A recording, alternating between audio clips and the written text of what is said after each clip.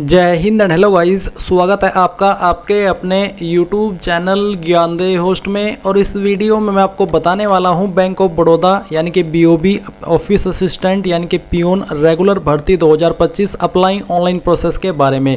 Guys मैं आपको बता दूं कि वैसे तो मैं इसके फॉर्म फिलअप की वीडियो ऑलरेडी बना चुका हूँ, बट मैंने देखा कि आपके सामने अलग अलग प्रॉब्लम आ रही है। कुछ कैंडिडेट यहाँ पर लाइव फ़ोटो अपलोड करने में प्रॉब्लम फेस कर रहे हैं और कुछ कैंडिडेट ऐसे हैं जो कि उसमें डॉक्यूमेंट्स अपलोड करने का आपको बोले हैं, वो आपसे नहीं हो पा रहे, वो आपसे इमेज फाइल से PDF में कन्वर्ट नहीं हो पा रहे। तो वो कैसे करने होंगे वो आपको इस वीडियो के अंदर बताया जाएगा। इसके अलावा काफ़ी सारे कैंडिडेट की प्रॉब्लम यह है कि वो पेमेंट नहीं कर पा रहे और कुछ को जब वो पेमेंट कर देते हैं तो उनकी फ़ीस अपडेट नहीं हो रही है, वो एरर आ रहा है। तो ऐसी स्थिति में गाइस जब आप एक बार पेमेंट कर दे तो आपको दोबारा तुरंत पेमेंट नहीं करना है, आपको 24 से 48 घंटे का वेट करना है। इस समय के अंदर या तो आपको आपकी फ़ीस रिफ़ंड होगी अगर वो फुल्ली अपडेट ना हुई, या फिर आपका पेमेंट अपडेट हो जाएगा। तो यहाँ पर बेसिकली आपको इन सभी प्रॉब्लम के सॉल्यूशन के साथ में फॉर्म को कैसे फिल करना है इसके बारे में संपूर्ण जानकारी दी जाएगी, इसलिए आपको वीडियो को पूरा देखना है। अब चलिए शुरू करते हैं। अगर आपने अभी तक वीडियो को लाइक शेयर नहीं किया कर दीजिएगा, चैनल के ऊपर नए हैं तो चैनल को सब्सक्राइब करके बेल आइकन ऑन कर लेना। इसके बाद जो लिंक मैंने आपको इस वीडियो को डिस्क्रिप्शन में दिया है आप ओपन करिए। ओपन करने के बाद आपको जानने को मिलेगा कि इसमें 500 पोस्ट निकाली है और गाइज ये आपकी गवर्नमेंट परमानेंट भर्ती है, यानी कि बिल्कुल सरकारी है। अगर आपका एक बार इस पर सिलेक्शन हो गया तो फिर आपको 60 साल की सेवा देने का मौका मिलेगा। इसमें वैकेंसी काफ़ी कम है क्योंकि ऑल इंडिया बेस पर निकाली है और 500 वैकेंसी बहुत कम होती है। एंड इसमें फ़ीस भी आपसे अच्छी खासी ली जा रही है, जो कि जनरल OBC EWS को 600 रुपये प्लस जो टैक्सेस है वो देने होंगे। SC ST विकलांग और ऑल कैटेगरी फीमेल को 100 रुपये फ़ीस प्लस टैक्सेस देने हैं। फॉर्म आप लोग 23 मई 2025 तक भर पाएंगे। यहाँ पर आप देख सकते हैं कि कौन से स्टेट में किस कैटेगरी में कितनी वैकेंसी निकाली गई है। अप्लाई करने के लिए सिंपल आपसे 10वीं पास की योग्यता मांगी है, कोई अन्य जो क्वालिफिकेशन है वो आपसे नहीं मांगी, और जो आपकी 10वीं है उसमें भी कोई परसेंटेज लिमिट नहीं रखी, बस आप 10वीं के अंदर पास होने चाहिए, आप इसमें अप्लाई कर सकते हैं। एज लिमिट आपकी 18 से 26 साल के बीच रखी गई है। आपका सिलेक्शन प्रोसेस आप यहाँ पर देख सकते हैं। और मैं आपको बता दूँ कि सिलेक्शन प्रोसेस में जो आपका एग्जाम पैटर्न है, सिलेबस है, उसको लेकर के मैंने वीडियो बना रखी है। आप इस वीडियो को वॉच करके डिटेल्ड में इसके बारे में जानकारी जान सकते हैं। अब आप इंपॉर्टेंट लिंक के सेक्शन में आएंगे। अगर आप इसमें एलिजिबल है और इंटरेस्टेड है अप्लाई करने के लिए, एंड देन आप यहाँ पर अप्लाई ऑनलाइन लिंक ओपन करेंगे। नाउ गाइज आपके सामने वेबसाइट आ जाएगी और यहाँ पर आ जाने के बाद में आपको click here for new registration इसके ऊपर क्लिक करना है। अब गाइज यहाँ पर आपके सामने कुछ ऐसा इंटरफेस आएगा। तो सबसे पहले आपको आपकी बेसिक इन्फॉर्मेशन फिल करनी है। तो जो भी आपका फर्स्ट नेम है 10th के सर्टिफिकेट के अकॉर्डिंग वो आप यहाँ पर एंटर करेंगे। फिर आपको फर्स्ट नेम को दोबारा डाल करके वेरीफाई करना है। उसके बाद में आप यहाँ पर आपका मिडिल नेम डालेंगे। मिडिल नेम नहीं है तो आप खाली छोड़ दीजिएगा। फिर जो भी आपका लास्ट नेम है वो लास्ट नेम आप यहाँ पर एंटर करेंगे और लास्ट नेम को दोबारा डाल करके वेरीफाई कर देंगे। फिर आप आपका मोबाइल नंबर डालेंगे जो कि आप रजिस्टर करना चाहते हैं और इस नंबर को दोबारा डाल करके वेरीफाई कर देंगे। फिर इसके बाद अगर आप कोई अल्टरनेटिव नंबर देना चाहते हैं वो आप यहाँ पर अल्टरनेटिव नंबर के अंदर दे सकते हैं और आप चाहे तो इस ऑप्शन को खाली भी छोड़ सकते हैं। फिर आपको ईमेल आईडी में आपकी ईमेल में @ से पहले जो भी आता है वो यहाँ पर टाइप करना है। उसके बाद में डोमेन नेम के ऊपर क्लिक करके सिलेक्ट करना है कि किस डोमेन पर है। जैसे कि मेरी ईमेल gmail.com पर है तो मैं यहाँ से सिलेक्ट कर लेता हूँ। इसके बाद गाइज आप यहाँ पर आपकी ईमेल आईडी डालेंगे, यानी कि इसको दोबारा डाल करके आपको यहाँ पर कंफर्म करना है। और अब यहाँ पर आपको कोई डोमेन नेम सेलेक्ट करने की आवश्यकता नहीं है, पूरी ईमेल आईडी आप यहाँ पर डाल देंगे। एंड देन आप ये सिक्योरिटी कोड फिल करेंगे, सभी जानकारी चेक करेंगे क्योंकि बाद में आपको इनमें से कोई भी जानकारी एडिट करने का मौका नहीं मिलेगा, और इसलिए अच्छे से आपको वेरीफाई करते हुए आपको सेव एंड नेक्स्ट के ऊपर क्लिक करना है। अब गाइज आप यहाँ पर डिस्प्ले के ऊपर देखेंगे कि आपका जो रजिस्ट्रेशन है वो हो चुका है और आपको रजिस्ट्रेशन नंबर एंड पासवर्ड की जानकारी डिस्प्ले के ऊपर दिखाई जाएगी। इसके अलावा आपको ईमेल और मैसेज के माध्यम से भी सेंड कर दी गई है। तो आप यहाँ से स्क्रीनशॉट ले लीजिएगा ताकि आपके पास ये जानकारी सेव रहे। अब यहाँ पर आने के बाद में आपको इसमें फोटोग्राफ और सिग्नेचर अपलोड करना है। उसकी जो गाइडलाइंस है वो आप यहाँ पर देख लीजिए। ये आपको किस तरीके से अपना फोटो बनाना है, उसका साइज क्या रखना है। साइज बेसिकली 20 से 50 के भी, और डायमेंशन जो आपको प्रीफर किया है वो है आपका 200 × 220 230 पिक्सल। इसके अलावा सिग्नेचर का आप यहाँ पर देख सकते हैं साइज़ 10 से 20 के भी। फिर आप यहाँ पर इसमें जो बाकी इंस्ट्रक्शन है वो भी चेक कर लीजिएगा। अब यहाँ पर आप जहाँ से फॉर्म भर रहे हैं इस वेबसाइट के ऊपर आएंगे और अपना जो फोटो है वो अपलोड करेंगे। इसमें बेसिकली आपको बोला है कि photo should be clearly visible in the, ये जो बॉक्स है इसके बॉक्स के अंदर आपको अच्छे से शो होना चाहिए। तो आप चूज फाइल के ऊपर क्लिक कीजिए और जहाँ पर भी आपकी फोटो फाइल है वो आपको सिलेक्ट कर लेनी है। तो चलिए मैं आपको यहाँ पर अपनी एक फाइल डेमो के लिए अपलोड करके दिखाता हूँ। ये फाइल सिलेक्ट करता हूँ, ओपन करता हूँ, इस तरह से आपकी फाइल यहाँ पर आ जाएगी। इसके बाद आप यहाँ पर देखेंगे capture photo using web camera, यानी कि आपको एक लाइव फोटो भी यहाँ पर इसमें कैप्चर करना है। अगर आप मोबाइल से इसको फॉर्म को भर रहे हैं तो आप यहाँ पर ये कोड को स्कैन करके मोबाइल से भी अपना फोटो ले सकते हैं। तो आप कैप्चर फोटो इसके ऊपर क्लिक कीजिए और अपना फोटो कैप्चर कर लीजिए। फोटो कैप्चर हो जाने के बाद में आपका फोटो यहाँ पर कैप्चर हुआ इस तरह से आएगा। आप इसके नीचे टिक कर दीजिएगा और फिर आपको यहाँ पर जो आपका सिग्नेचर है वो भी अपलोड करना है। जैसे कि मैंने आपको बताया था कि सिग्नेचर का साइज 10 से 20 KB के बीच में रहना चाहिए। तो आप यहाँ पर साइन फाइल सेलेक्ट करेंगे, इसके बाद में आप यहाँ पर इसके ऊपर टिक करेंगे और नेक्स्ट के ऊपर क्लिक कर देंगे। नेक्स्ट के ऊपर क्लिक करने के बाद यहाँ पर आपके सामने क्वालिफिकेशन, एक्सपीरियंस एंड लैंग्वेजेस की जानकारी आएगी, बट उसके पहले आपको यहाँ पर आपकी बेसिक डिटेल्स देनी है।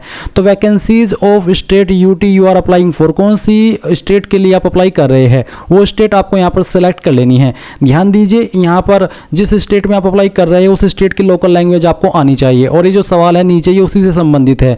आपको बोला है कि proficiency in the official language of the state union territory, candidate should be able to read, write and speak in the official language of the state, यानी कि जिस भी स्टेट में आप अप्लाई कर रहे हैं उस स्टेट की जो ऑफिशियल लैंग्वेज है वो आपको लिखनी, पढ़नी और बोलनी आनी चाहिए। तो आप जो भी स्टेट सेलेक्ट की है उसकी जो ऑफिशियल लैंग्वेज है वो आपको यहाँ पर विकल्प में देखने को मिलेगी। तो आपको बताना है कि इनमें से आपको कौन सी लैंग्वेज लिखनी, पढ़नी और बोलनी आती है। तो चलिए मैं यहाँ पर हिंदी सेलेक्ट कर लेता हूँ।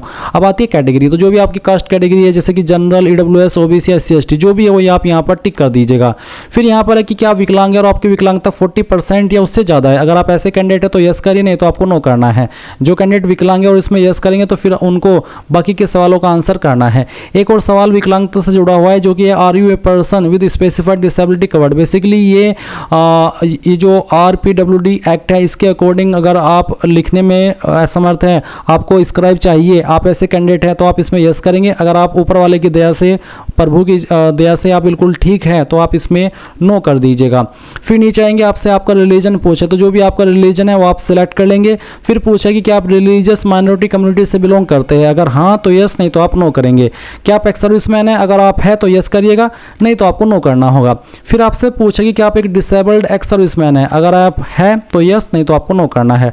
इसके बाद में आप यहाँ पर देखेंगे नीचे एक सवाल है जो कि आंसर करना है कि are you a dependent of serviceman in killed in action, यानी कि आप एक DXS कैंडिडेट है। अगर हाँ तो यस, नहीं तो आपको नो करना है। अगर आप बिल्कुल फ्रेशर हैं, बिल्कुल ठीक है तो आप इसमें नो कर दीजिएगा।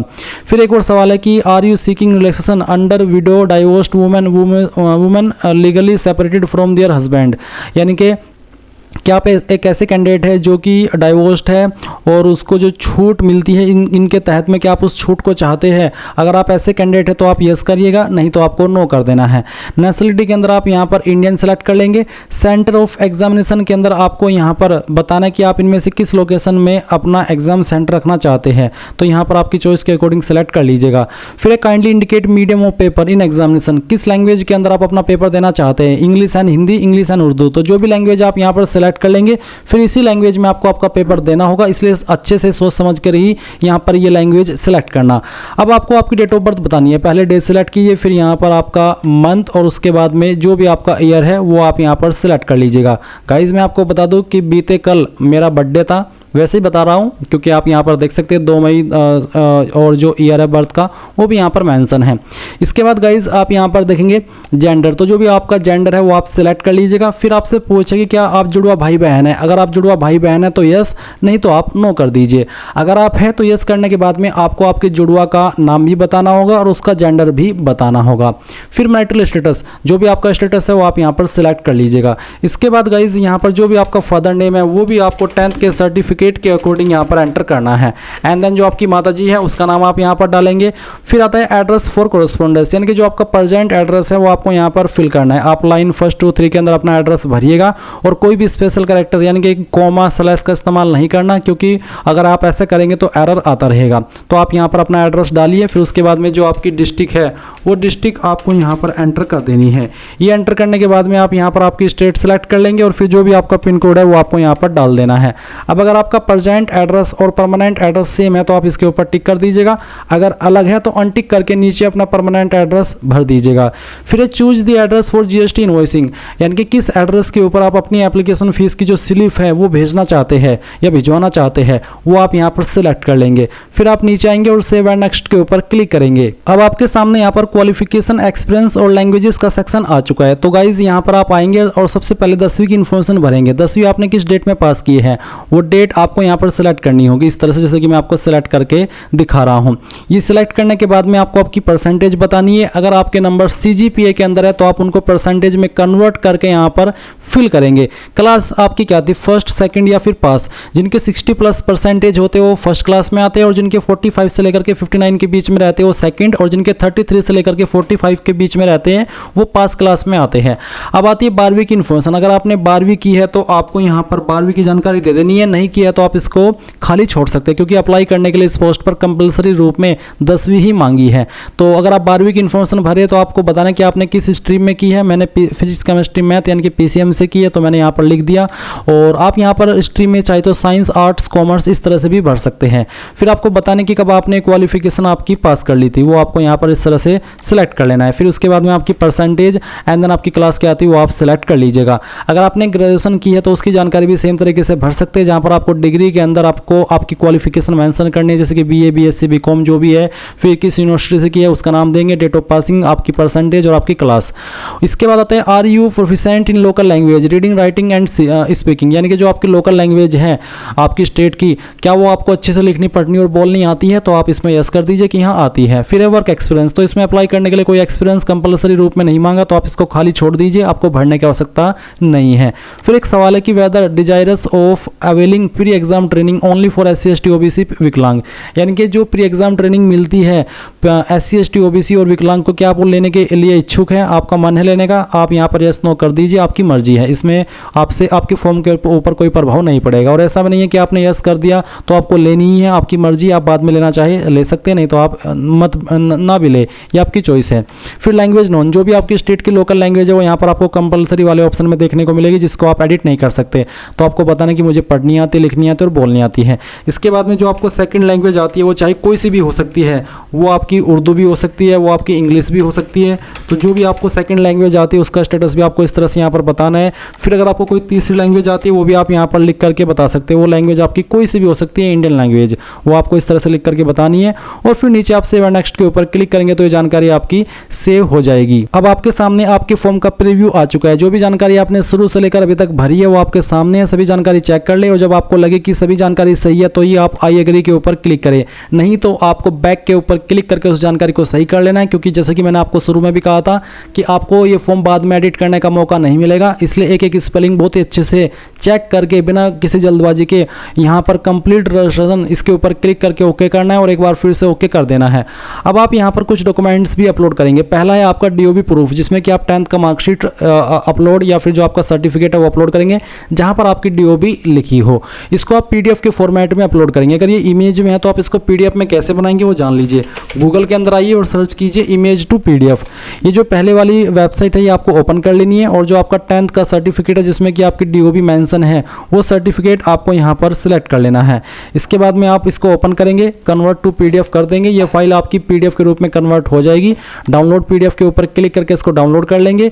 इसके बाद में चूज फाइल के ऊपर क्लिक करेंगे और जहाँ पर आपकी ये फाइल अभी आपने डाउनलोड किया इसको सेलेक्ट करेंगे और ओपन कर देंगे। इसके बाद आपकी फाइल यहाँ पर आ जाएगी। आपको बोला है कि फाइल नेम स्पेस, यानी कि फाइल नेम में स्पेस नहीं होना चाहिए, तो इसलिए आपको फाइल नेम को चेंज करना होगा। तो चलिए मैं यहाँ पर आता हूँ और जो फाइल नेम है इसके अंदर जो स्पेस है वो यहाँ पर मैं ख़त्म करके इसको दोबारा से ओपन करता हूँ। तो चलिए हमने इसको दोबारा से ओपन किया, देख लीजिए आपके सामने इस तरह से मार्कशीट आ गई। अब आप इसको ओके कर दीजिए। अब आप यहाँ पर एजुकेशनल सर्टिफिकेट में रिलेवेंट मार्कशीट सर्टिफिकेट अपलोड करेंगे और साथ ही all educational certificate should be scanned in single PDF, यानी कि जो भी आपके सर्टिफिकेट है, चाहे वो आपके 10वीं की मार्कशीट है, सर्टिफिकेट है, अगर अलग अलग है तो अलग अलग, 12वीं का मार्कशीट सर्टिफिकेट है या फिर जो भी क्वालिफिकेशन की जानकारी आपने भरी है, जो भी आपके सर्टिफिकेट है वो आपको सिंगल PDF के रूप में अपलोड अपलोड करना होगा। आप इसी वेबसाइट का इस्तेमाल करके जो भी आपकी फाइल है, 10वीं 12वीं की मार्कशीट है, वो आपको यहाँ पर सभी सिलेक्ट कर लेनी है। इस तरह से 3-4 सर्टिफिकेट जो भी है आपके, वो आप सिलेक्ट कर लीजिएगा, ओपन कीजिएगा, फिर कन्वर्ट टू पीडीएफ कीजिएगा। मैं आपको डेमो के लिए करके दिखा रहा हूँ, और फिर डाउनलोड पीडीएफ के ऊपर क्लिक करके आप इसको डाउनलोड कर लेंगे। एंड देन फिर आप यहाँ पर आएंगे और इस फाइल को भी इस तरह से सिलेक्ट कर लेंगे। देन गाइज आप यहाँ पर देखेंगे कास्ट कैटेगरी सर्टिफिकेट, यानी कि जो आपका कास्ट सर्टिफिकेट है वो आपको अपलोड करना है, और ये आपका सेंट्रल का होना चाहिए, क्योंकि ये आपकी जो वैकेंसी है बैंक ऑफ बड़ौदा की सेंट्रल के अंतर्गत रखी गई है। तो आपका जो कास्ट कैटेगरी सर्टिफिकेट है वो आप यहाँ पर अपलोड करेंगे। इसको भी आपको पीडीएफ के रूप में ही अपलोड करना है। इसके बाद गाइज आप यहाँ पर सिक्योरिटी कोड डालेंगे और सेव एंड नेक्स्ट के ऊपर क्लिक करके यहाँ से ओके कर देंगे। ओके करने के बाद में आपके सामने फीस का अमाउंट आएगा, और आप यहाँ पर ये जो सिक्योरिटी कोड है वो अगेन एंटर करेंगे, और इसको एंटर करने के बाद में सबमिट करके यहाँ से ओके कर देंगे। ओके करने के बाद आप देखेंगे कि जो आपका फॉर्म है वो प्रोसेस होकर के पेमेंट के पेज पर आ चुका है। जब तक आप फीस पे नहीं करेंगे तब तक आपका फॉर्म फाइनल सबमिट नहीं माना जाएगा। तो आप अपनी fees credit card, debit card, internet banking, wallet, cash card, QR या फिर यूपीआई, जिस भी माध्यम का इस्तेमाल करके जमा करना चाहे कर सकते हैं। जैसे आपकी फीस जमा हो जाएगी तो आपको इसी वेबसाइट के ऊपर रिडायरेक्ट किया जाएगा जहां से आपने फॉर्म फिल करना स्टार्ट किया था, और आप अपने फॉर्म का फाइनल प्रिंट आउट ले पाएंगे। और इस प्रकार से गाइज आप लोग आपका बैंक ऑफ बड़ौदा यानी कि बीओबी ऑफिस असिस्टेंट यानी कि पियून भर्ती 2025 का फॉर्म भरेंगे। आई होप ये प्रोसेस आपको पसंद आया होगा। So thanks for watching. जय हिंद।